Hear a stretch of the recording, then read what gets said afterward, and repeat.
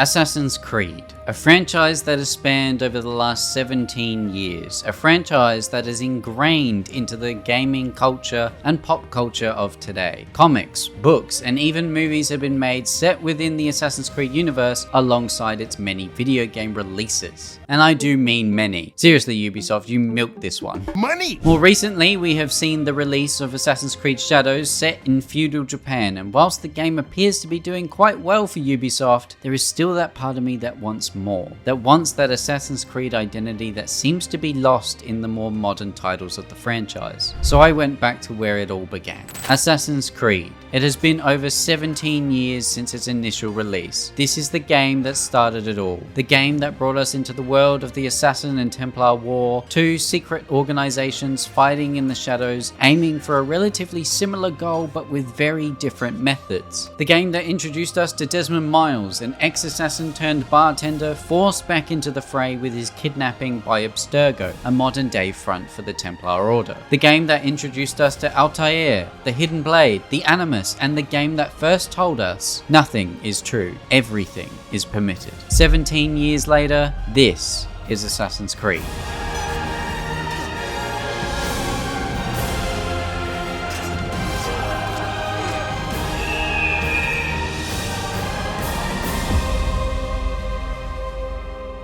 In 2007, Ubisoft released the very first Assassin's Creed game with its two main protagonists being Desmond Miles, a reluctant assassin from the present day, and his ancestor, Altair ibn Lahad, an assassin from the Holy Land in the 12th century. We are introduced to Abstergo, a pharmaceutical company that is later revealed to be a front of the modern day Templar Order. Abstergo, and more specifically Warren Vidic, who is the main antagonist of the game, has kidnapped Desmond because they want to access his ancestors' memories through a machine called the Animus. This machine allows the user to relive the memories of its ancestors by accessing the genetic memory stored inside their DNA. The reason they want to access the memories of Altair, Desmond's ancestor, is specifically because they believe that he came into contact with an object called the Apple, which we later find out to be one of many pieces of Eden. The specific memory that the Templars are trying to access through Desmond is unstable, and the only way to stabilize it is to go through Altair's memories before that specific event so that they might have access to it once more. Thus begins our journey playing as Altair, who at first seems quite arrogant and cares little for the tenets of the Assassin Brotherhood and his fellow brothers in arms. Altair fails to assassinate Robert de Sarbe, the leader of the Templars at this time, and he also fails to acquire the Apple. Upon returning to Masyaf, the assassin's stronghold,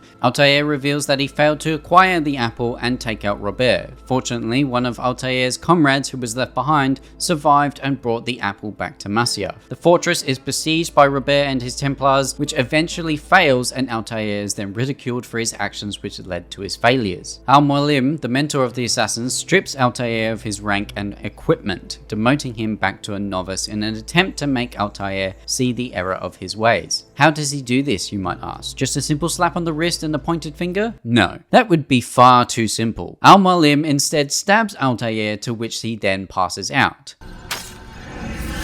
Yeah, this game is already pretty wild. Al-Mualim then sets you out on your journey as Altair to take out 9 targets, who we later find out are all linked to the Templar Order. This spans over 3 main cities, Damascus, Acre, and Jerusalem, and after each target is taken out, Al-Mualim restores a rank and a piece of equipment to Altair as a reward. And that's basically the entire premise of the game from here on out, at least for its historical storyline. Travel to a city, acquire information on the target by completing various activities like a timed race, or taking out various smaller targets, pickpocketing people with letters or important documents, or even beating someone up on the street to make them spill the information you need. After all the information is gathered, you can then set out to take out your main target by various means. For example, you can do open combat or stealthily assassinate them from behind. Take a wild guess at how mine went.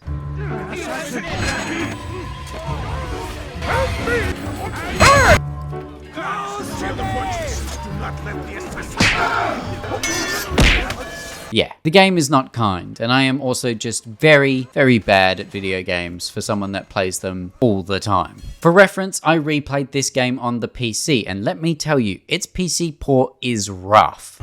My Formation, hibernation, reproduction. For starters, I had multiple technical issues even starting the game up, and then once it did run, it did not run well. Apparently the game tries to ping a Ubisoft server that does not exist anymore for whatever reason, so you either have to put in these IPs into some file or turn off your internet. Oh, and I couldn't really get my controller to work properly, so I ended up playing this with mouse and keyboard. Man, does it have some clunkiness, especially on PC. Anyway, back to the actual game itself. As clunky as the game can feel at times, it is actually very beautifully done with its simplicity. The mechanics are very simple, the combat is fairly easy to pick up, and even though the game will sometimes make Altair run up a wall for no reason, the parkour is quite intuitive and satisfying. This is especially so if you transport yourself back to 2007. Very few games felt like this at the time, and I'd say the closest was actually Ubisoft's other title, Prince of Persia, which unfortunately seems to have been waylaid and forgotten about by Ubisoft, even though its most recent entry was actually very good, but alas, what do I know? I don't believe you. Now this wouldn't be an Assassin's Creed video if I didn't talk about its most iconic weapon, the Hidden Blade. This weapon is discreetly hidden below the user's wrist and can be extended or retracted from a bracer or gauntlet. This weapon allows an assassin to take out their targets rather quickly and stealthily if used correctly, given its discreet and rather mobile design. This weapon also holds a ceremonial status to it. I could go over its origins, which were later revealed in Odyssey and Origins, but I will maybe do that at a later date. For now, we'll stick to what we knew back when Assassin's Creed was at its peak. The Hidden Blade is essentially the signature weapon and symbol for the Assassin Brotherhood, and originally required the removal of a ring finger to facilitate the extension of the blade, which thankfully for assassins later down the line was modified under the mentorship of Altair so that such a sacrifice was no longer required, and even more so later down the line by a certain Leonardo da Vinci. But I'm getting ahead of myself. This is about Altair ibn Lahad and his journey to becoming the legendary assassin we now know him to be. After taking out each target, Altair will have a one-on-one conversation with his target about their varying ideals and methods to enact what they believe to be a path towards peace. These scenes have since become iconic to the Assassin's Creed franchise, although seemingly have been dropped by more modern titles, which I find slightly strange, as these scenes between Altair and his counterparts allow us to delve deep into the minds of those who fight for the assassins and the Templars alike. Am I not unlike those precious books you seek to save? A source of knowledge with which you disagree, yet you're rather quick to steal my life. A small sacrifice to save many. It is necessary. Is it not ancient scrolls that inspire the Crusaders? That fill Salah ad-Din and his men with a sense of righteous fury? Their texts endanger others, bring death in their wake. I too was making a small sacrifice. Two organizations who appear to be, at least on the surface, fighting for the same goal. But as we learn throughout the game, taking out various Templars, they have a very different way of doing things than the Assassin Brotherhood. Though we are made to question both parties, and so does Altair. He questions the motives of his mentor, Al-Mualim, and why he is being sent to take the lives of these people who appear to be fighting for the same reason the Brotherhood is. Each man I'm sent to kill speaks cryptic words to me. Each time I come to you and ask for answers. Each time you give only riddles in exchange, but no more. Who are you to say no more? I'm the one who does the killing. If you want it to continue, you'll speak straight with me for once. Tread carefully, boy. I do not like your tone. And I do not like your deception. To which obviously Al-Mualim tries to spin some story about how Templars are pure evil, and Altair must learn more and readjust his mindset, hence the whole demotion business earlier in the game. There is a difference, Altair, between what we are told to be true and what we see to be true. Most men do not bother to make the distinction. It is simpler that way. But as an assassin, it is your nature to notice, to question. Then what is it that connects these men? But as an assassin, it is also your duty to still these thoughts and trust in your master. For there can be no true peace without order, and order requires authority. You speak in circles, master. You commend me for being aware, then ask me not to be. Which is it?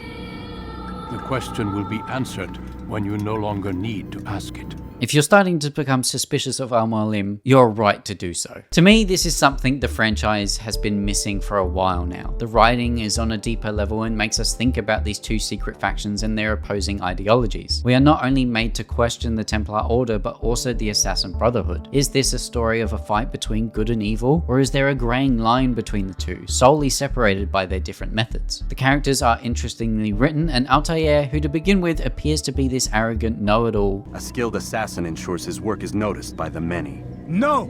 A skilled assassin maintains control of his environment. Eventually becomes a wise assassin who believes he has found what it means to fight for the Assassin Brotherhood and what he believes to be good. Every character Altair comes across, whether it be ally or enemy, shows us different sides to the conflict, different ways to acquire peace and what it means to fight for either side. Should humans be left to their own devices, allowed free will to do as they please? Or should there be those above the everyday man, dictating how the human race should move forward to acquire power and control which they believe will lead to peace? We are asked these questions with every interaction Altair has, every target that is assassinated, and we learn that the assassins fight for freedom, the Templars however fight for control, but both fight for peace. It just so happens that one wants to take free will from mankind and the other wishes to give mankind free will, give them the freedom towards peace. I have yet to divine their true intentions, though I'll have a confession in time. The citizens themselves are divided. Many call for their lives.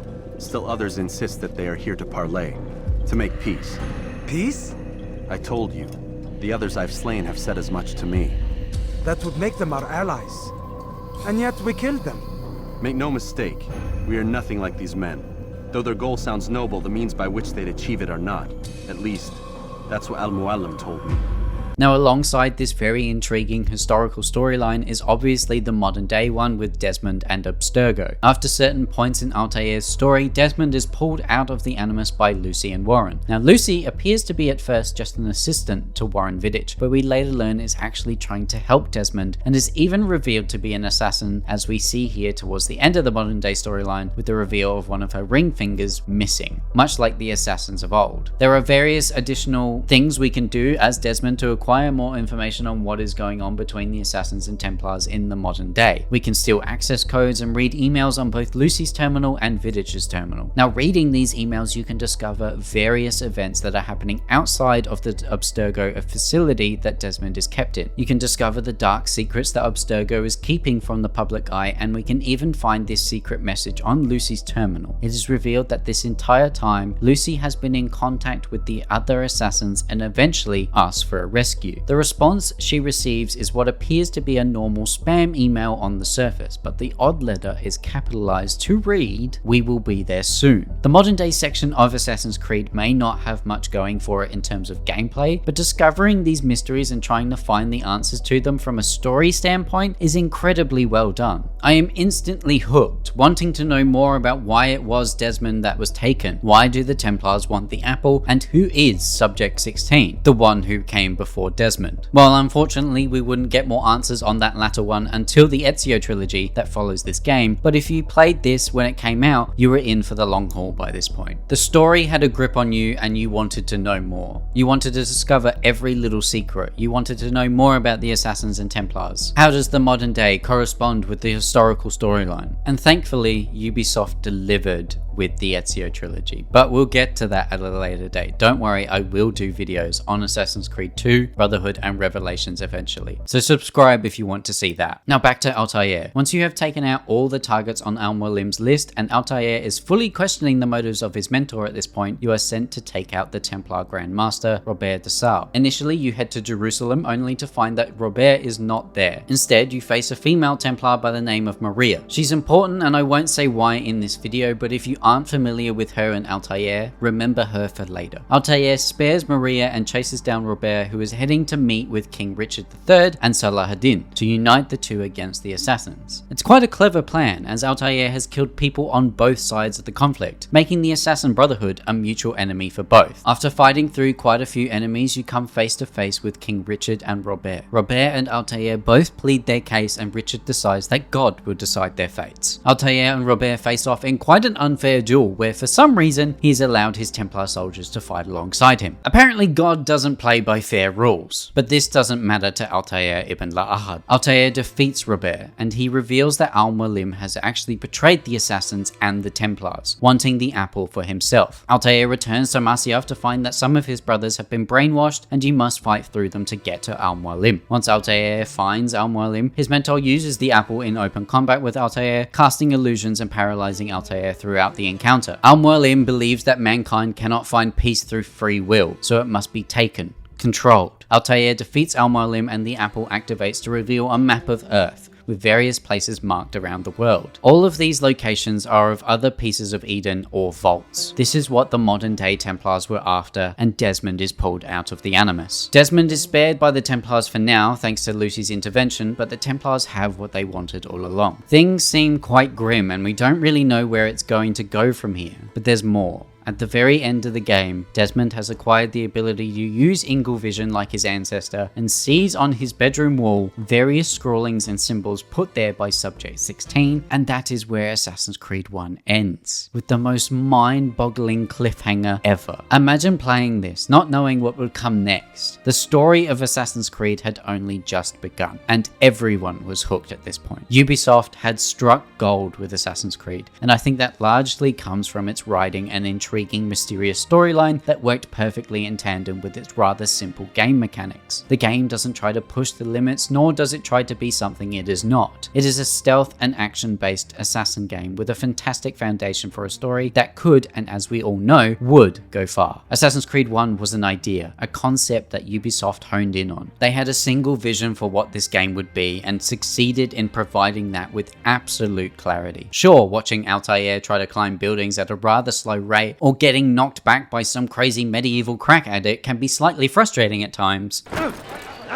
But make no mistake, this game provided us with a platform for what future Assassin's Creed games would feed off of for the next decade. To myself and many others, this was the beginning of a fantastic journey through historical storylines, as well as in what began as an intriguing modern day storyline, which later sort of got a bit convoluted and confusing, and eventually, in my opinion, assassinated, ironically. The first Assassin's Creed game was something special, and Ubisoft built upon that with Assassin's Creed 2, with the introduction of Ezio Auditore da Firenze, Leonardo da Vinci, Renaissance Italy, and a ton of game mechanics that would later become the staple of the franchise. Assassin's Creed 1 was merely a stepping stone to what would later become one of the greatest trilogies in gaming ever produced. And that's what I'm going for next. I will do a video on Assassin's Creed 2. So if you enjoyed this video and love Assassin's Creed, like the video and subscribe for more Assassin's Creed content. I want to do more retrospectives like this, and I figured with the release of Assassin's Creed Shadows, Assassin's Creed 1 through to the Ezio trilogy was a good place to start this new retrospective series that I want to keep doing. So be sure to leave any feedback or perhaps your memories of Assassin's Creed in the comments down below. And hopefully you guys enjoy this so much that I can continue doing retrospectives like this on not only Assassin's Creed games but other games. Like the video if you enjoyed it, subscribe for more content like this, comment down below your thoughts, especially on the Assassin's Creed franchise and the first Assassin's Creed specifically. Become a member today if you want to support me in another way. You'll get early access videos and live streams, and thank you so much for watching this, and I'll see you guys in the next one. Bye!